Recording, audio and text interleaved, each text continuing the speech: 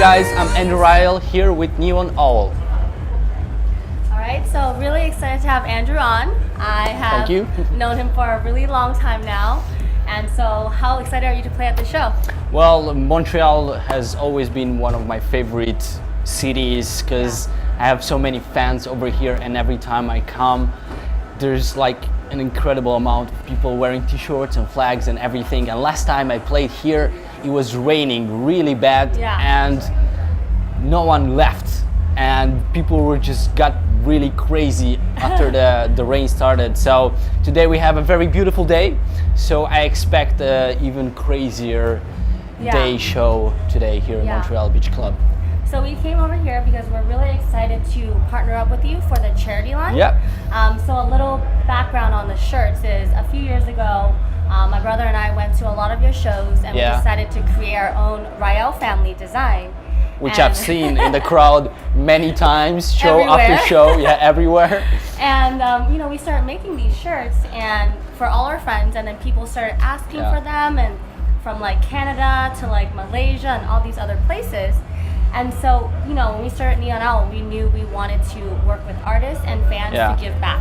So we're really excited to have you be a part of that. This is a very good thing for me, and a very great way for me to give something back for my fans as well, and to donate all these t-shirts to charity and everything, and all those money will obviously go to charity. And it's a good way to increase the family, the Rayel family, because when I've seen you for the first time, I think it was you and just a couple of friends wearing those t-shirts, and then show after show, like a year later, I would see like the whole club wearing the same t-shirt. It was like, what's going on here? Like what's happening? And then I found out that you actually made those t-shirts, made those designs, and shared with all the friends. And I'm really excited about this idea to work on this charity, and it's awesome. And people would ask to buy them, but we wouldn't sell them, obviously. We just gave them away. But if people would buy them and it would go for a good cause, like why not, right? And you're one of our favorite artists. So guys, if you want to give something back to charity, make sure to buy one of the t-shirts that Neon Owl has designed, and all those money are gonna go to the charity. You're gonna get all the details exactly where those monies are gonna go.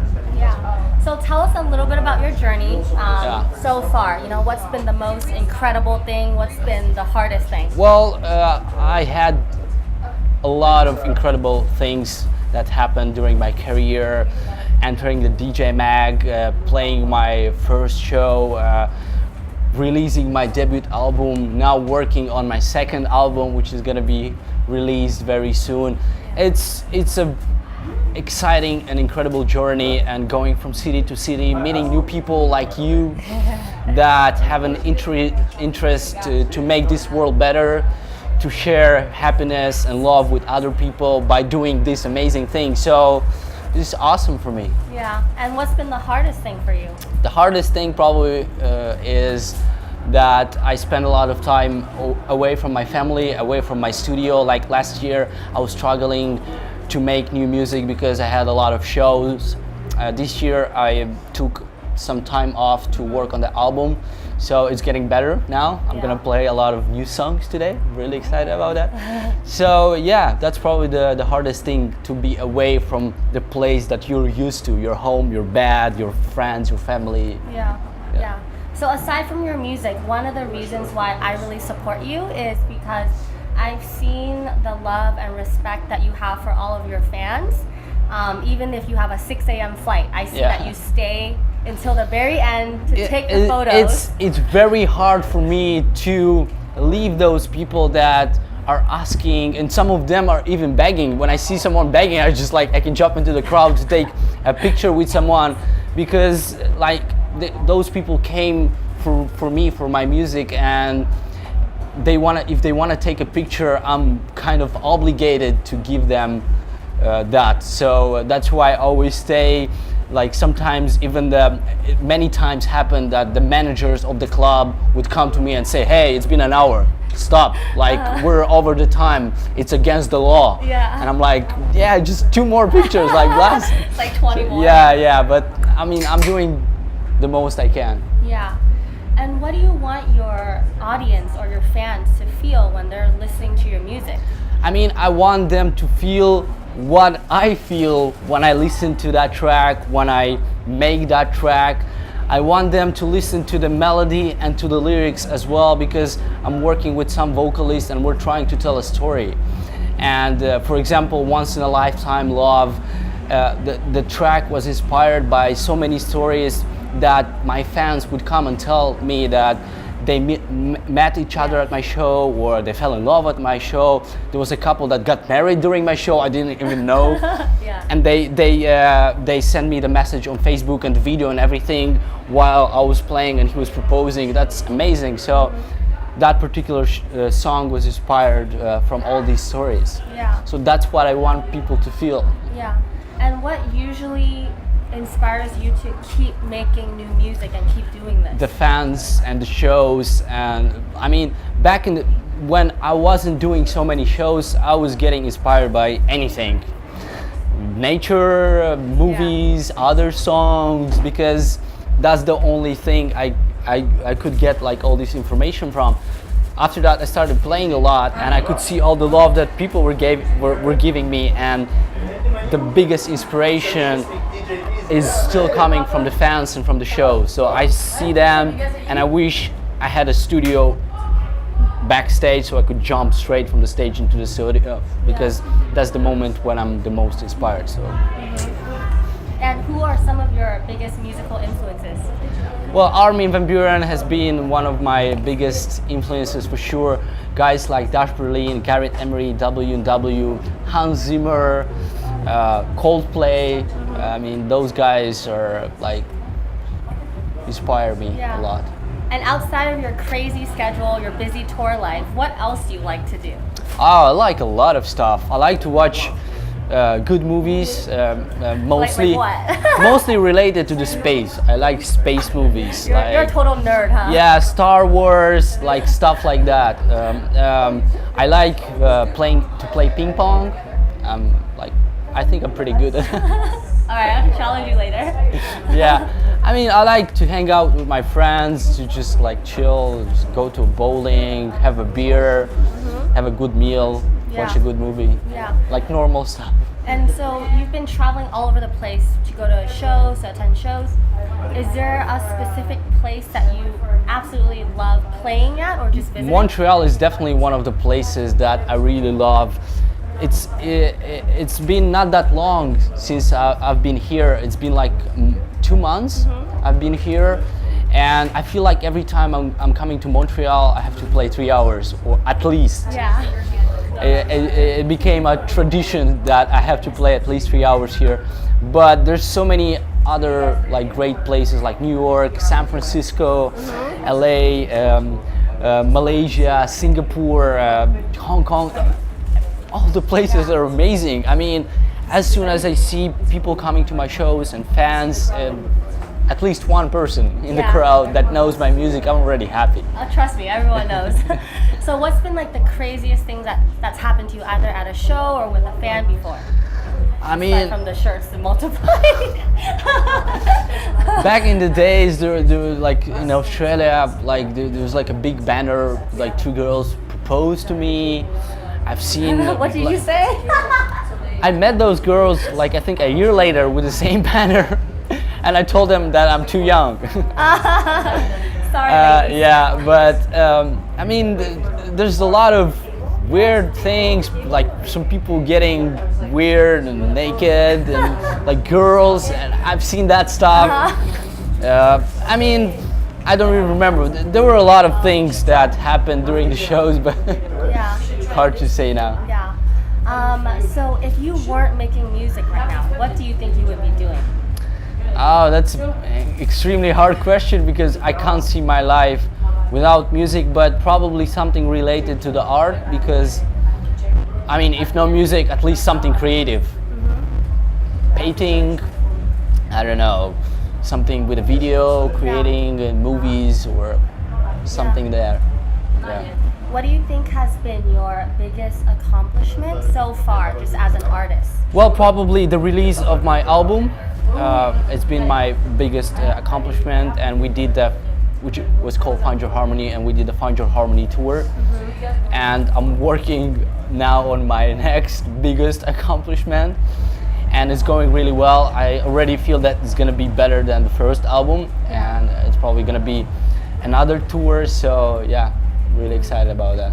Do you ever go through like artistic blocks, like when you Yeah, I can't do. anything? Yeah, that's what I said last year. I had one of those blocks where like I was traveling a lot. I would come home for like 2 days, and obviously you need at least 1 day to recover, and then you have so many things to do to get ready for the next tour, and you don't have time to write new music. I mean, there's so many things going on, and it was very hard for me to schedule everything. And the one thing I was focused was on the shows, and I couldn't focus on the music. Well, now I think I'm doing better. I'm writing a lot of new music, which I'm gonna play today, and in the upcoming shows I'm gonna premiere more and more new music, and yeah. Was there Getting ever, inspired again. Was there ever a time that you felt like it was really hard, or that you wanted to like give up? I mean, there's always that idea after you read a bad comment, after you like, I mean, there's always those days, and like an idea goes through your mind, but then you just take a good sleep and wake up next morning and you're like, no way. Yeah. I can't live without this. So I'm just doing what I love, and obviously there are people that don't like what I do, but I feel like there's way more people that like what I do, so that's why I continue to do that. Yeah.